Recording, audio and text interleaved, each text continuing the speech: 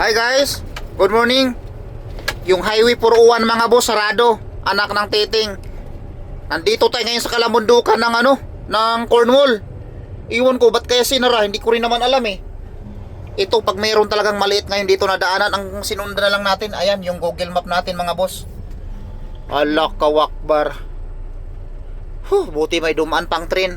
Mamaya-maya mga boss, i-update ko kayo. Kanina pa yan. Yung train na yan, kanina pa yan. Magti 30 minutes na tayo dito. Hindi pa matapos-tapos. Mamaya ka lang. Mumurahin kita ng malupit. Bye-bye. Ayun!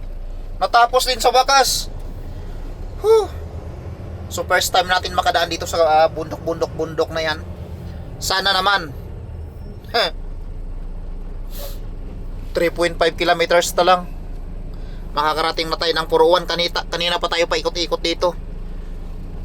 Ang daming daan, kaso nga sinundan lang talaga natin yung nung pag-zoom ko kasi mga boss, tinitignan ko yung sitwasyon sa Google.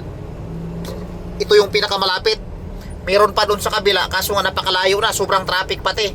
So ngayon, ang gagawin natin, didiretsuhin na lang natin to. Bawal kung bawal, wala na tayong pakialam. Kasi nga, ang sinundan natin yung Google eh. Ayun lang, first time nating maligaw. Ay, hindi tayo naligaw ah. Kasi nagsarado nga yung yung Highway 401. Ayan, ang haba ng release oh. Papunta pa ng Ontario yan. Papuntang Montreal. Tara, diretsuhin lang natin mga boss. Update ko lang kayo kung anong mangyayari at may tabo sa bandang dulo. Bye bye. Kinakabahan ako kasi dyan sa unahan, na yan eh.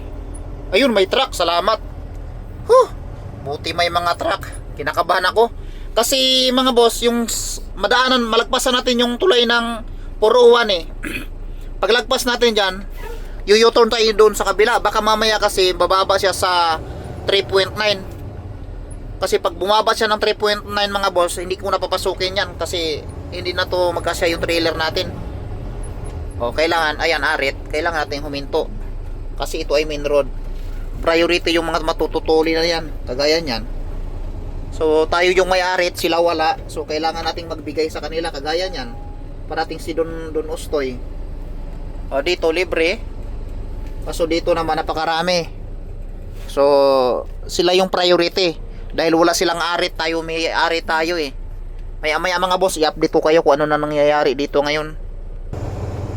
Ayan, kung makita nyo mga boss, yung pinakadulong dulo, yan na yung tulay ng 401. Kaya pala sinara yung isang tulay doon sa pinakadulo, yung iniiksita natin kaganiha, ginagawa. So ayan na yung tulay na yan. Lalagpasan muna natin yan. Yan yung tulay ng 401. Tapos mag-u-turn tayo sa kabila. Kasi dito lang exit eh. So tatagos muna tayo dyan. Titignan natin ang sitwasyon.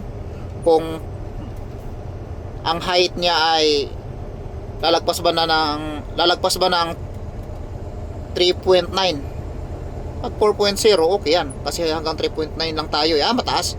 Mataas pas lahat. Ayan mga boss. So kinakabahan ako dito sa tulay na to. Ito to talaga. Kita nyo, papuntang Montreal, walang mga truck na dumadaan. Kasi nga nakasara doon sa pinakadulo. Alright, thank you Lord. Hanggang dito na lang mga boss. Yan oh. Akala ko kasi, bye bye. I love you.